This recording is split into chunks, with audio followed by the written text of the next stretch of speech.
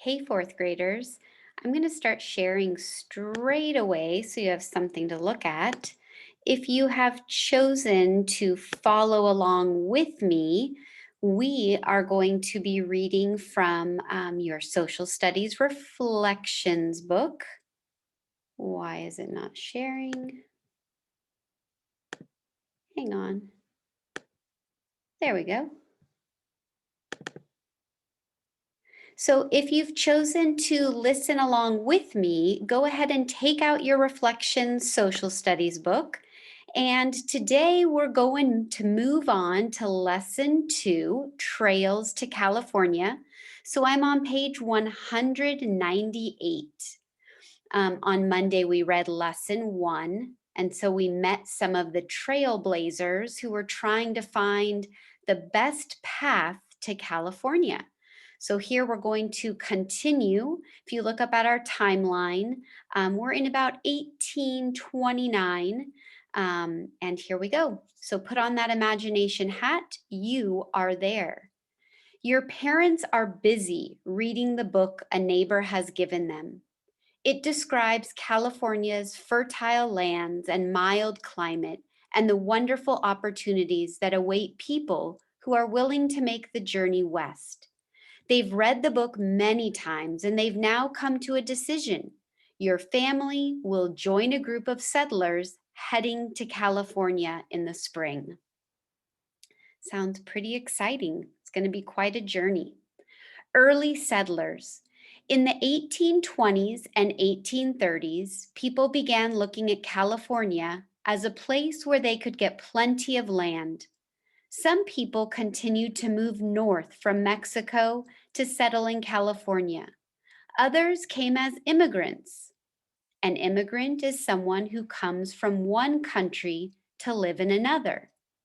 Abel Stearns was born in Massachusetts, moved to Mexico in 1826, and became a Mexican citizen. He went to Los Angeles in 1829 and started a rancho, eventually becoming the largest landowner in Southern California. Another immigrant to California was John Augustus Sutter. He traveled from Switzerland to North America and arrived in California in 1839.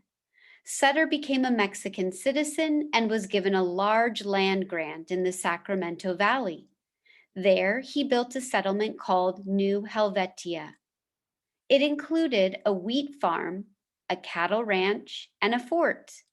Sutter's Fort stood near a pass leading through the Sierra Nevada. This is where Sacramento is located today. Most people in the 1820s and 1830s traveled to California by ship, but over time, settlers had begun to travel to California from the United States by land. For many, Sutter's Fort was the end of the long journey west. There, they could get food, supplies, or even jobs. And so here is a picture. You can read the little caption, John Augustus Sutter, right? And he built Sutter's Fort as more people from the United States were becoming interested in California. It was kind of like a resting point. We actually learned, we read just that in our book, Valley of the Moon, just learning that Sutter's Fort was a place where people could kind of end and get food and supplies, they could rest. Okay, so here we go. We're on page 200, More Trails West. One of the settlers from the United States was John Marsh, who came to Los Angeles in 1836. A year later, he bought a rancho in the Central Valley. In 1840, Marsh wrote to friends in Missouri, praising California. He told them that this is beyond all comparison the finest country and the finest climate. His words inspired other pioneers from the United States to make the long, difficult journey overland. A pioneer is one of the first people to settle in a new land. In May 1841, a group of 69 men, women, and children set out for California from Missouri. The group chose John Bartleson as their leader. John Bidwell took over later. The Bartleson Bidwell expedition was one of the first groups to make the overland trip to California. They traveled in a wagon train, or a group of wagons, each pulled by horses or oxen, which you can see just down here. So we'll go through this, but you can read the points about a wagon train, getting a closer look. Pretty incredible. See, they removed the side of the canopy so you could see what was inside their wagon. We'll be learning more about that. The group set out on the Oregon Trail, the main route from Missouri to Oregon, the lands north of California. Their plan was to follow the trail for a while and then turn southwest and cross the Great Basin to California. The maps the group had were not very good.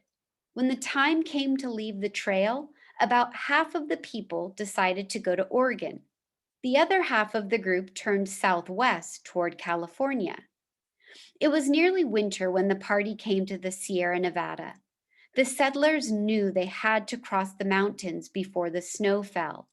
Luckily, the first snowfall came late that year, and the group reached John Marsh's rancho in the Central Valley in November. The trail they followed was later called the California Trail. It became the main overland route to California. Later, pioneers were helped by the work of map makers and explorers, such as John C. Fremont. Fremont first came west in 1842 as the leader of a U.S. Army expedition to explore and map the Oregon Trail.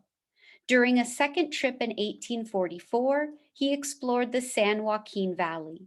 Later, with the help of Joseph Walker, he went farther south and eventually reached the Old Spanish Trail.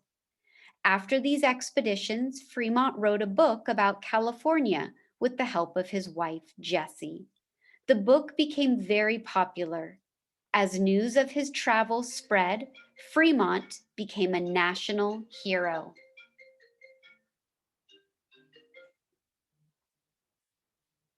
All right, so you can see here, there's a picture of John and Jessie. So John Fremont, and then they just spoke about his wife, Jessie. So remember, we know John Fremont also from Valley of the Moon.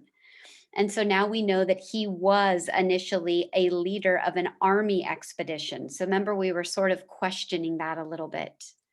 All right, let's keep moving on.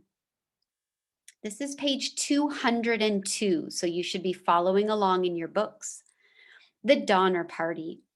Because of the favorable stories being told about California, more and more people gathered to travel west in wagon trains. One such group was the Donner Party, led by brothers George and Jacob Donner. The Donner Party, which would eventually total 87 men, women, and children, left Missouri for California in April 1846. In 1845, Lansford W. Hastings had published The Emigrant's Guide to Oregon and California. In his book, Hastings also told of a new route south of the Great Salt Lake. It was supposed to be a shortcut. However, Hastings had never traveled the route. It turned out to be much more difficult than the well-traveled California Trail. Unfortunately, the Donner Party decided to follow Hastings' new route. The route led the group over ground so rough that it took nearly a month longer to go that way. It was winter when the Donner Party reached the Sierra Nevada. As the weary travelers struggled across the mountains, they were caught in a heavy snowfall. The group set up shelter around what is now Donner Lake. Some of the strongest members hiked out into the deep snow to look for help. In February, after 3 months of snowstorms, help finally arrived. Almost half of the party had died from the freezing temperatures and lack of food. The survivors eventually made their way to Sutter's Fort. So here you can see, these are the overland trails to California. So you can see all the different trails that travelers had as they decided how the best route would be to get to California. So, unfortunately, as we just read, the Donner Party, they chose to use a route that had never been tested before. So, it was written about, but not a very good choice to go on a route that no one's ever tried.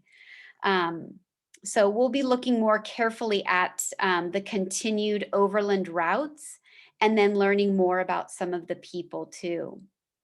Here's a little summary. Beginning in the 1840s, greater numbers of settlers from the United States traveled to California by ship and by wagon train. The trip was often long, difficult, and dangerous. So be thinking about that. This is a really big deal to travel and all of these people trying to get to California. Okay, here's a cute little story. This is a child from history, Virginia Reed. Here she is.